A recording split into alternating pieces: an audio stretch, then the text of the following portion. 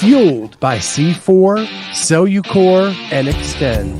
Use the code Clydesdale to get 20% off the checkout at c4energy.com. On Clydesdale Media, where we bring you the widest array of content here on our YouTube channel.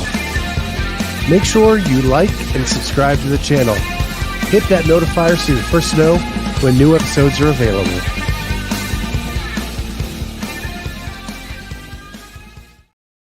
What is going on, everybody? Welcome to the Clydesdale Media Roundtable. A roundtable of one today. I don't know what that says about me. I am the roundtable. So yeah, Scott Schweitzer here, the Clydesdale. I guess I'll just start talking about what's going on in my life. Maybe some of my co-hosts will join, maybe they won't. But we do have we're going to try live call-in number. So I'm going to throw that up there. There you go. Don't know how well it'll work. This will be, if someone calls, it'll be the first time that I'm doing it using our system. So, but there it is, live call-in number. If you feel like calling in, that'll be fun. So anyway, just got back from CrossFit Polaris. Been working out in the garage a lot lately because of the wildfire smoke here in Ohio has really been wreaking havoc with my asthma. So went into the gym today, tried to up the intensity, made it through the entire WOD. And then shortly thereafter, asthma attack came down, tapped me on the shoulder, let me know it is still here and still around. But it was a really good workout. We did some strength with some waves of cleans, some 3-2-1s waves where we went like 60, 65, 70, 65, 70, 75, and then 70, 75, 80. And then you had 3 minutes to do a build to a heavy single in that 3 minutes, not one rep max, but just get to a heavy single. Then the workout was 10 rounds. Got to love those 10 rounders, right? 10 rounds of 3 clean and jerks and 20 double unders. So essentially it is Grace stopping every third rep to do 20 double unders in the middle of it. It is sneaky, sneaky, sneaky. About 5th round came up, caught me. But I made it through all 10 rounds. RX was 135.95, just like Grace. And yeah, so it was super sneaky. Came up about 5th round. I was starting to feel it. Then you get to like round 8 and you're like, okay, I got 3 to go. I can get through 3 rounds of anything. Yeah, it was a good one. Definitely got the sweat going, got the heart rate up, and was doing really good. I was cleaning up my weights, putting everything away, and all of a sudden the asthma attack came on. I got out to the parking lot and did what I needed to do to kind of keep going through that asthma attack, and drove home, and now everything's fine. Everything just kind of calmed down once I got home, got some deep breathing in, and I actually made it through without an inhaler. Just more like deep breathing, getting outside in the cooler air, because it is a little cooler here in Ohio today. We had a nice rainstorm yesterday to knock down some of that smoke, knock down a ton of that pollen, which I thought that was going to be my avenue to a good, intense workout today. But that didn't happen. It snuck up on me pretty good. So if you guys want to talk about your workouts, throw them in the chat or give us a call right there on the live call-in number. We can talk about things you've done today. Something else that's going on this weekend, and we're going to get into more depth on Thursday night CrossFit Talk Show. Masters Fitness Championships have started their qualifying workouts this weekend.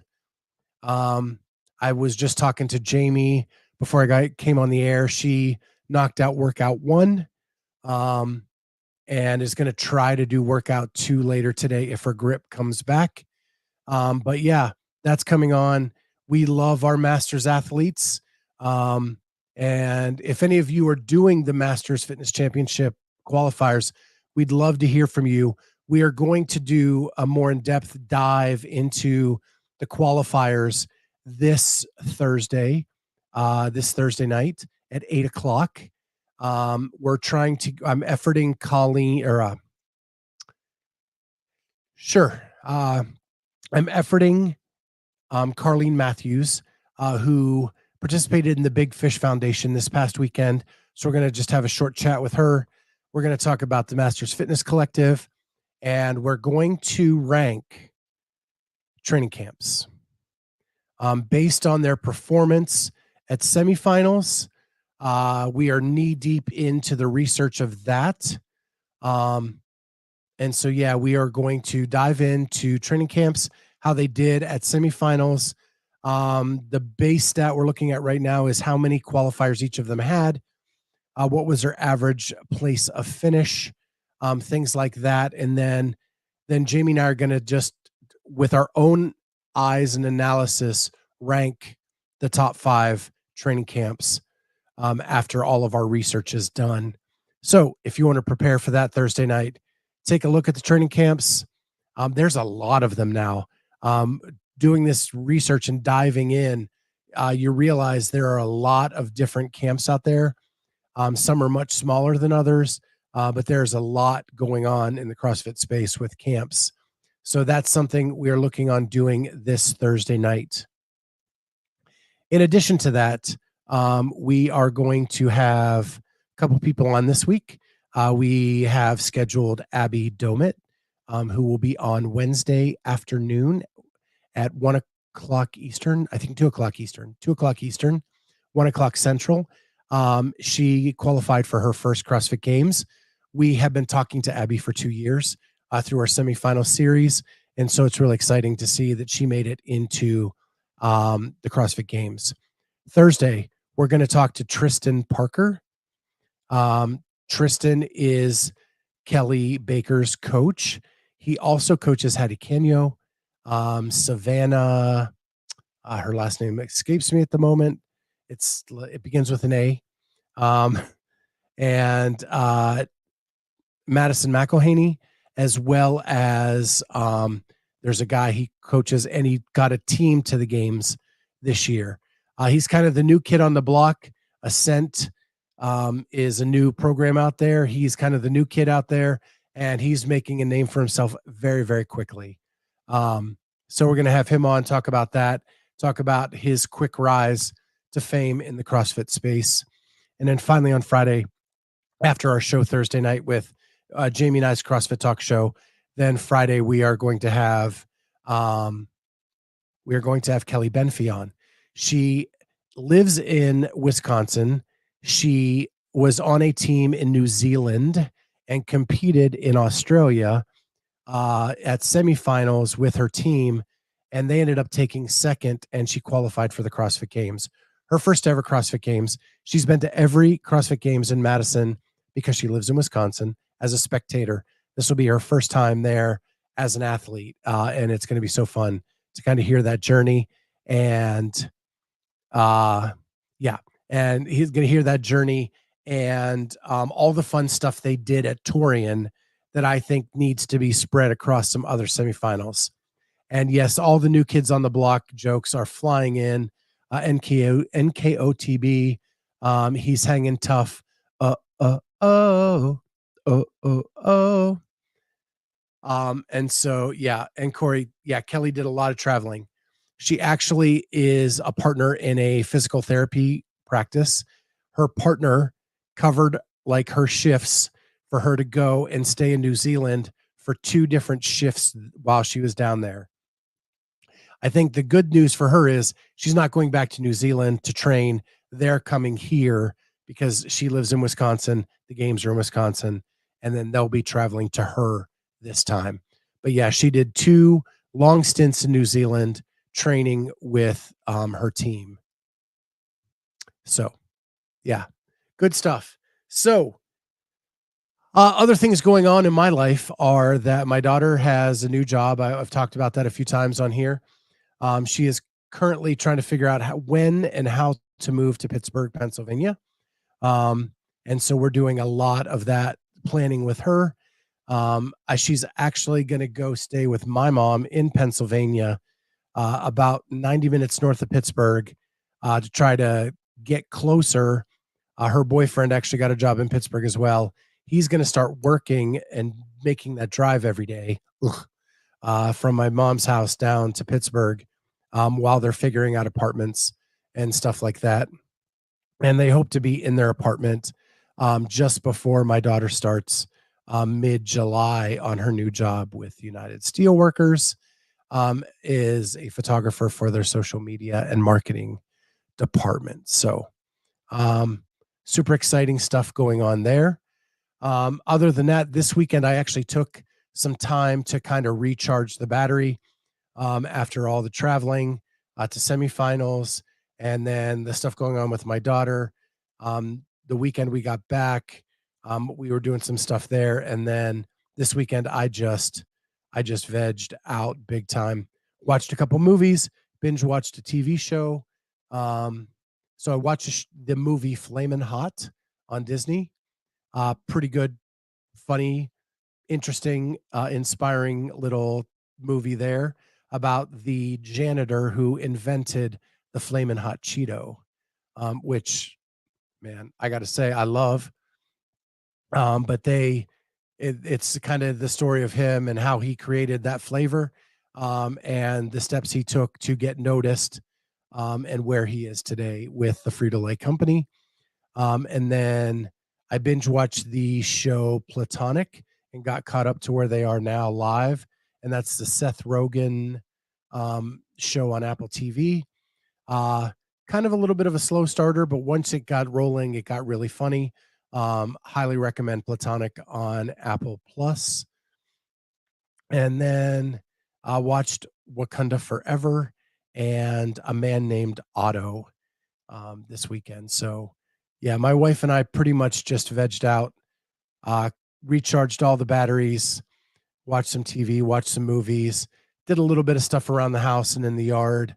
But for the most part, took it easy for a weekend after all the traveling and everything that's been going in our lives, and, trying to just recharge that battery so that I can do more of this, more shows, more all that kind of stuff. Um, and so, yeah, super exciting stuff.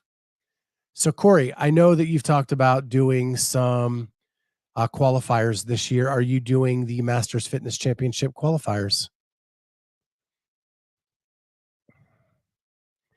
And I'll take a minute for that. Um, Jamie actually put up her workout one on YouTube. She almost broke the workout. Um, she got to the last the last thing on the paper, and wasn't quite able to get through that last thing. So,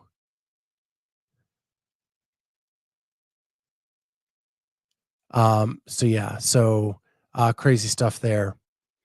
She is super fit. Her engine is amazing. Um, so we're going to try a live call in. Here we go. Caller, can you hear me? Hey, Scott. What's up, Corey? Uh, so we just got back from vacation, literally yesterday. So I have not had. I'm already signed up for the qualifiers for MFC. I get to coach at 5:30, and then I'm gonna knock the first one out tonight after I coach the burpee box jump and total bar one. It's an interesting rep scheme. We just add one to each movement as we go. I'm sure Jamie probably absolutely smashed it. I was talking to my friend Jeremy Eat World, and he got 13 or so toes to bar into the round of 16, something like that. But that dude's incredibly fit. I did not expect to get that far. So I let me look at what Jamie sent me. I watched her workout. She got far. She almost broke the Sure. workout. Um, she got into the 20 toes to bar. Jesus Christ. She finished the 20 toes to bar. And got into the burpee box jump overs. Let me back that up. I'm reading Jeremy's text right now. He got 17 burpee box jumps plus 13 of the 18 toes to bar. So into the round of 18. So he's hot on Jamie's heels as far as that's concerned. Burpee box jumps, not a bad thing for me. The toes to bar is going to be okay until it won't be, if that makes sense. Oh yeah. The second one, the one I'm doing tomorrow, is going to be interesting because we cannot change our own weights. Excuse me, we have to change our own weights. We can't have help changing our own weights. So fill me in, because Jamie hasn't sent me that one. I have not paid attention to those workouts. So 30 seconds, shoulder ground to overhead with 95. Rest 30 seconds. Bear with me, Scott. I'm pulling it. Actually, I'm actually pulling it up. Is that 30 seconds? Is it max weight, max rep? So 30 seconds of ground overhead, 95, 65 for max reps, right? Okay. Rep 30 seconds, and then a minute of ground to overhead at 135, 85. Rest 30 seconds, then 90 seconds at 155, rest 30 seconds, and then you got 2 minutes at 185, 125. That one is going to be a lot better for me as far as that's concerned. The barbell is my friend. Yeah, that's just the reps count the same on the first round as it does on the last round. Yeah. So here's the twist that they did put in there that I thought was interesting.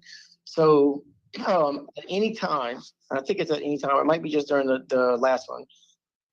Yeah, at any point. So there's a tiebreaker. Athletes may choose to cease performing ground to overhead reps and instead perform bar facing burpees at any point. So if you get stuck on the 155, or if you get stuck on the 185, right, where you're just like, I can't move this anymore, you can just start doing bar facing burpees. Wow. To use as a tiebreaker. Or if you start to get to where you you a minute into the last 2 minutes, say, and you're just like, I'm dusted, right? There's no way I can keep doing this. You can start doing bar, or if you know 185 is up there. I guess some of the masters athletes, maybe that's kind of, a weight that they necessarily can't move all that well. For me, luckily, I can move that one fairly decently. But if you get to that point and you're just like, I know I can't get any more, you can just start doing bar facing burpees. Now they don't count as much. So like say by the time you get to the 185, you're done, right? And you start doing bar facing burpees. And I get to the 185, and just for argument's sake, we both do 10. My 10 clean and jerks are gonna count more heavily than your 10 bar facing burpees. Or your 11 bar facing burpees, because I did clean jerks and you did bar facing burpees. Does that make sense? Yep. Yeah. And so there's that. And then you have the strategy. Do you go snatch early, just to like knock them out quick, and then switch to clean and jerk? It's interesting. That'd be a fun one to watch a little bit. Yeah, there's probably gonna be a lot of strategizing. I know for me, if I go snatch for 30 seconds at 195, not 195. Listen to me. At 95, my heart rate is going to be way more jacked than if I did clean and jerks, because that even that slight pause for the front rack to get it up, it's just going to work better, a whole lot better for me than if I just try to snatch it. So if I just try to snatch to the 95 for 30 seconds, like the 30 seconds that I'm having of rest, I'm not going to be able to change my weights because my heart's going to be pounding so good.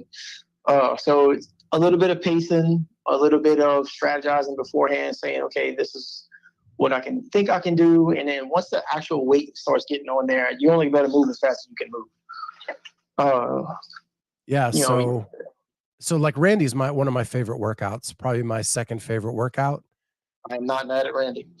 And so like I would be all over snatching till I couldn't. Yeah, absolutely. And that's what your wheelhouse is. by all means, go for it. I just know for me, that 95, I can move really, really efficiently with a clean and jerk, and without getting too blown up to where I have enough time to change my weights and then go on to the 135. And then, so my grace is, I got a sub 2 grace just here recently. So that won't be terrible necessarily. With the minute I got to clean and jerk, steady singles is what I'm thinking just from the get go. Oh yeah. And then put that down because the 155 is coming up, and then the 185, and then I think by the time I get to the 185, it's just going to be set up, lift, jerk, breathe, set up, lift, jerk, breathe, and kind of go on and on from there. So what kind of vacation did you have, and are you going to be in any shape to do these workouts? Yes, actually.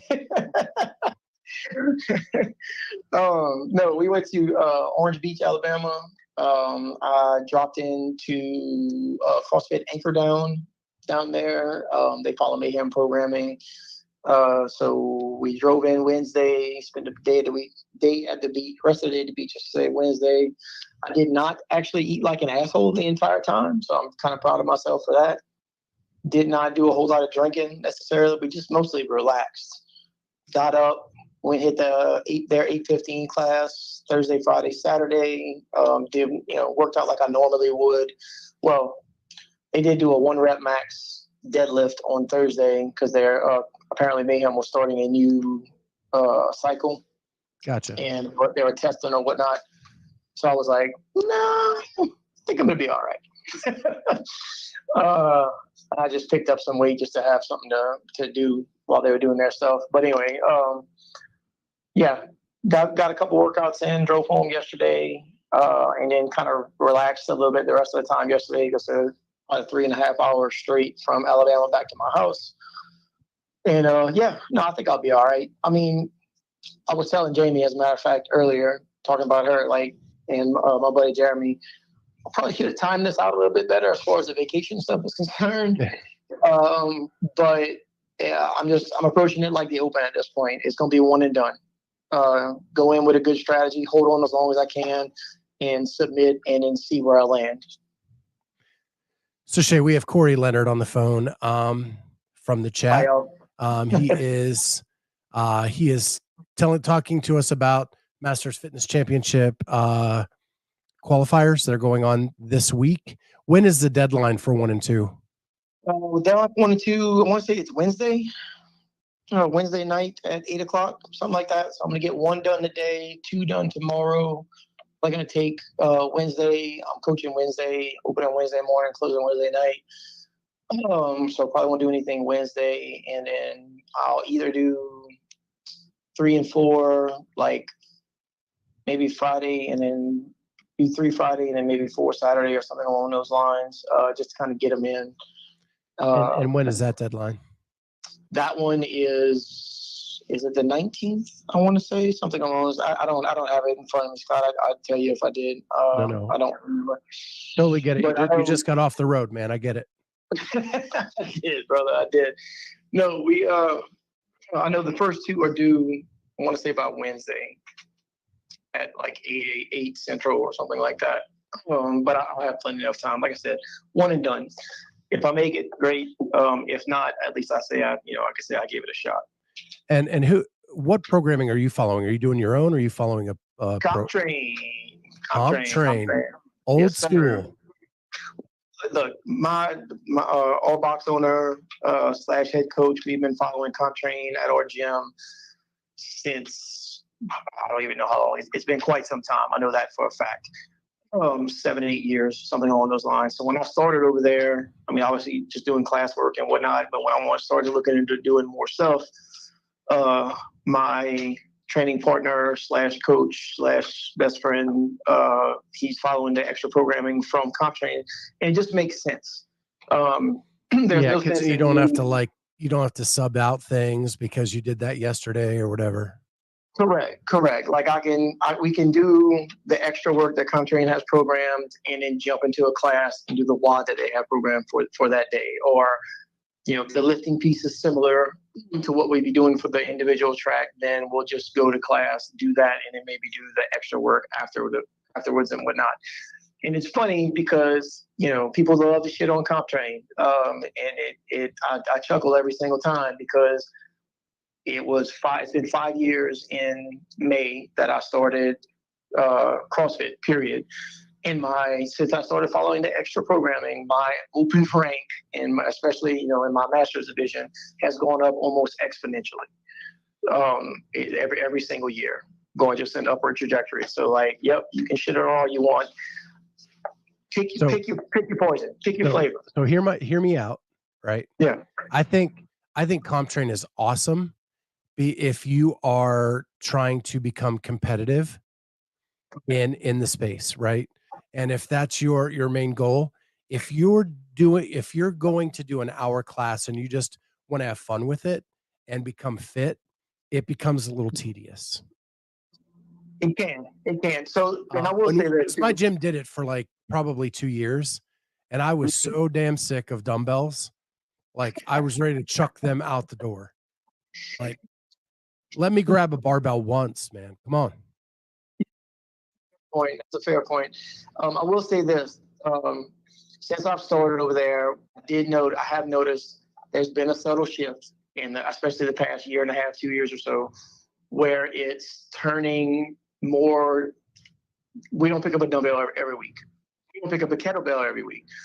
You know, but sometimes you see a couple weeks go by and you're like, man, we haven't done a muscle up in like, you know, 3 weeks or something along those lines. Now we might see it on the individual stuff where there's just have like some gymnastics conditioning program that we have to do.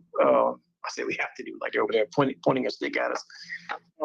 But the class programming, especially here, I want to say the last 6 or 7 months, has been a lot more fun and a lot more, I would say, class friendly, where we're not doing like percentage work necessarily on back squats or front squats or like that or something along those lines.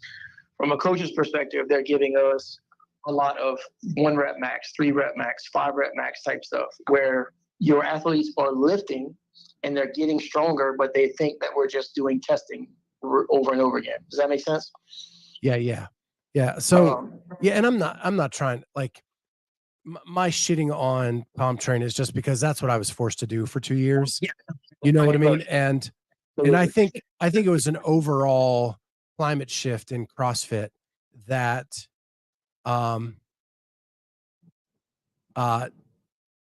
where people were thinking that they were going to make the games, and it was over and over and over again. And the truth of the matter is there is a tip of the spear that make the CrossFit Games.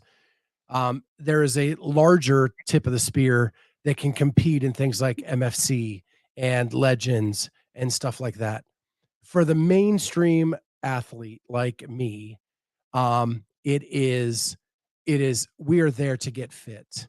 And I think that a lot of gyms like dove into these competition templates, and it just wasn't healthy for the overall class atmosphere. Also on coaching as well, you know, because. So just to appease the chat, Seema Pussy, why don't you, she said, why don't you like it, Scott? And that's what we're talking about now. So that's pretty much why I was shitting on CompTrain. And it was more like they just were the name for everything, that all the gyms that were diving into these competition templates. Yeah, I mean, 16, you know, 15, 16, you got Katrin winning back to back. She's CompTrain. Ben's face is everywhere. You know, all these other athletes. I mean, for a while, Matt was there. I mean, you had all these athletes, and that's all you saw all over the place. And then once everything else started to kind of, you know, when what's his name?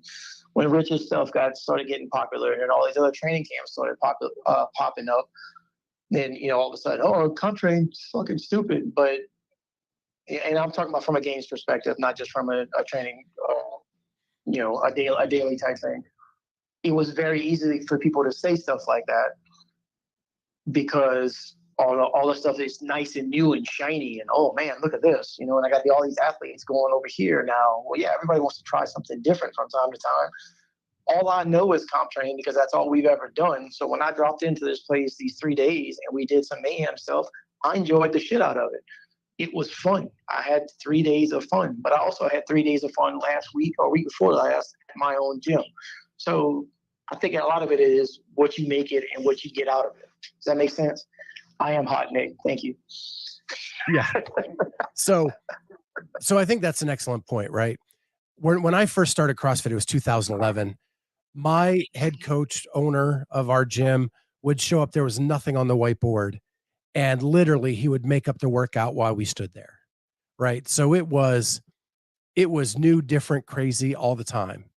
And I loved it. I didn't fret over what was coming on. I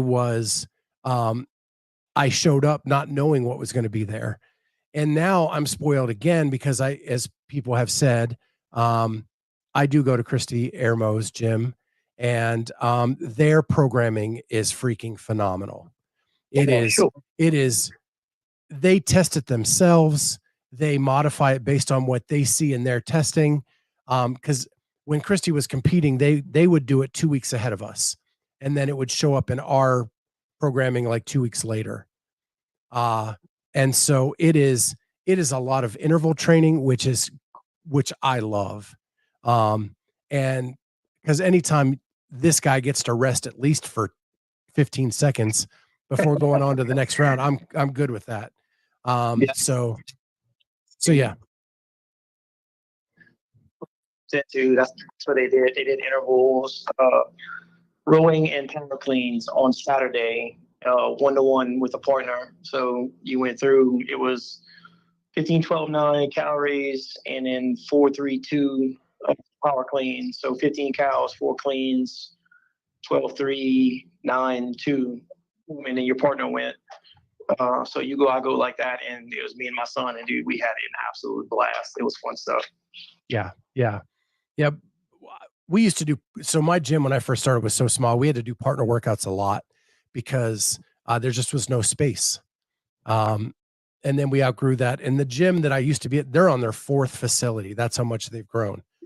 So when I say that I'm shitting on their programming and all that stuff, they're very successful. It just wasn't for me at one point. That comp train stuff just got boring for me, and I wanted something new and exciting. That's all.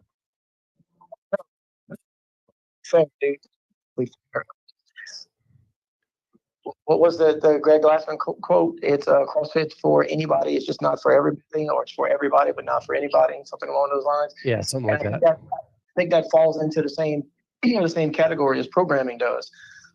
Some people, they pick up something like, oh my God, this is amazing, and they never even want to try anything else. And then and some people are like, this is stupid, whatever we're doing, but oh man, look at this stuff over here. And I really, it all comes down to personal preference as far as I'm concerned. And if it works for you, and if you're feeling like, if you're enjoying it, it works, you're getting better, that 1% better every day, then go for it. Like, I am not one to shit on what anybody else is doing if it's working for them. That makes no sense to me whatsoever. Like, God bless you. So Heather Benning is putting my master's degree to work here. If programming is pedagogically sound and safe, then it is likely value in it. The question then becomes, for whom is there value in that specific training? Good coaches will modify programming to meet the training goals of the affiliate gym. It also is on the gym owners' coaches to explain their methodology, philosophy, and mode of delivery. I could not agree more. Yep, 100%. 100%. If you're coaching and you're not doing your homework before you get up there and in front of a class, then you're a shitty coach. Right. I mean, I can't. And the same thing for if you're doing the programming, even if you're taking somebody's programming, if you're taking proven comp train, mayhem, whatever, and you're just putting it in there and you're not actually looking at it and looking at your affiliate and going, okay, we can do this. My athletes can handle this, whatever, or putting it in there and going, okay, this is not going to work for 99% of the people there. Let's go ahead and modify it. Even if it's something as simple as, We don't have a bunch of erg bikes. We have echo bikes. This thing calls for bike erg. So let me go ahead and modify this for the ergs, for the echoes instead of the ergs or something along those lines. And you're wasting everybody's fucking time. Yeah. And Manny Spiegel says Heather is too bright for a CrossFit podcast. That is probably true as it gets. 100%. Nick jumps in with, I've been pleasantly surprised with Provens through my affiliate, fun workouts, constantly building on strength. Work. What's the thing? I'll fix it. Yeah.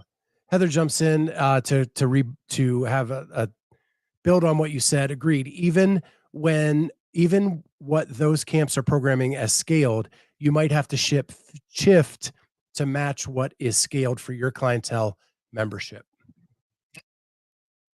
Yeah. It's just like the L1, right? You go get the L1, it doesn't mean you're ready to go coach a class, right? It's on the affiliate owner's responsibility to then take that knowledge you've garnered from the L1 and then train you on how to deliver all of that and the message and all of that at your affiliate in the way that they see fit for their clientele.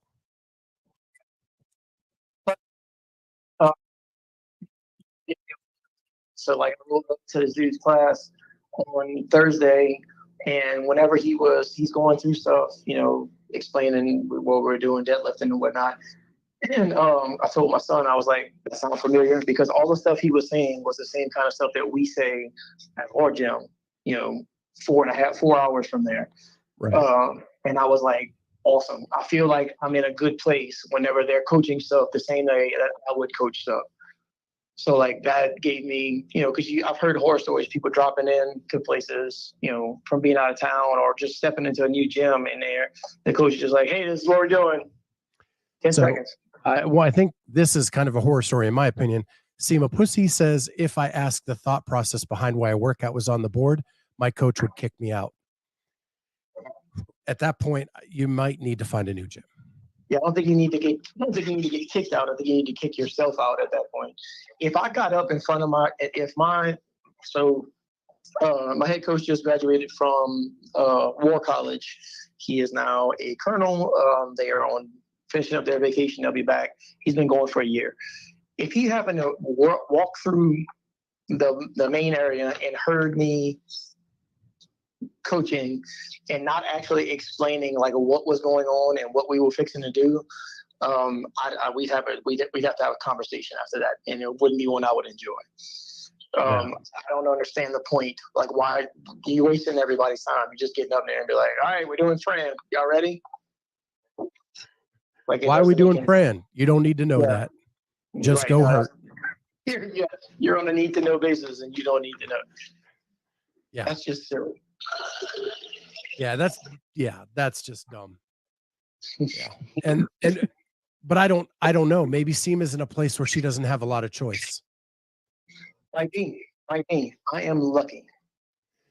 Yeah, I'm definitely from the South. 100%. To do, Cory is definitely from the South. Yeah, I spent 4 years in Tallahassee, Florida. Everybody was fixing to do something. And then it usually took about 6 months to get that done.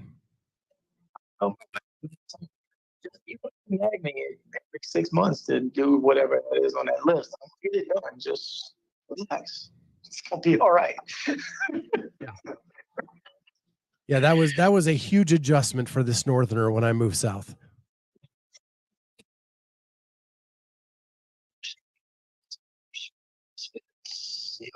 I'll pop that one up. Whoa, there's a lot coming in now. Our affiliate used to use Misfits programming, but it wasn't as fun for the average gym goer. It was very heavily skewed toward competitors. Low strength training and WODs were always short. Well, I'm not a hater of short WODs. I'm not either. Like, again, that's the only thing I know, but we have been doing a whole lot of mixed stuff. So we've had some short stuff here lately. We've had some interval things.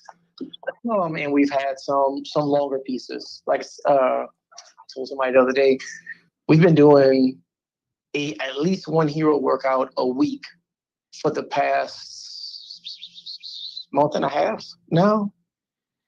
some along those lines. They've been programming. Now it's not been. It's been mostly stuff you probably recognize. I feel like there's some probably fairly obscure hero wads. But like we did Severin, or they did Severin rather, this past Saturday. We just did a running version of Nate a couple of weeks ago. That was super fun. Obviously Murph, and just a whole bunch of other things that just keep coming up that are not just the, I feel like some hero wads, they put them together just to beat people down, but the stuff they've been programming has seemed to be more stuff that's actually a decent workout, not just a complete beat down.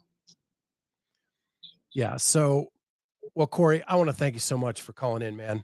Well, You're the new co-host of the Roundtable apparently this week. Fun stuff. But that was a great discussion about programming. I think that was a fun discussion, and I appreciate you for jumping in and doing that. I'm just gonna hit a couple of the comments, and then we'll get out of here for today. Jody Lynn, my coach has always explained meaning behind the WOD, even if it's a 3-minute WOD. Seema actually says, I'm a cherry picker. I wasn't fit enough for anything he programmed to really matter. True.